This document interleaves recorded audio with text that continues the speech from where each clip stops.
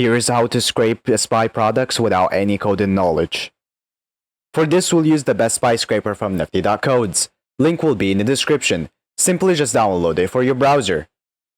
Next, press on the extension. Then press Extract Products. As you can see, we extracted the products in this list. To extract more, simply scroll down. Then press Add to Export List and navigate to the next page. Then scroll down again. And then press Add to Export List again. Do this as many times as you like.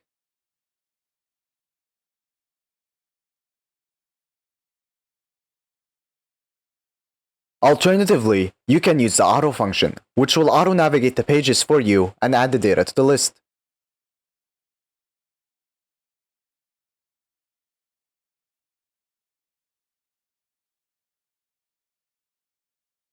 Once you're done, press Stop.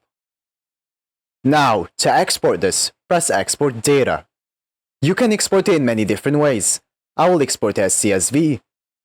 After exporting, here's all the data we extracted. You can also customize the data however you want. To do this, go back to the page. Then, scrape the data again.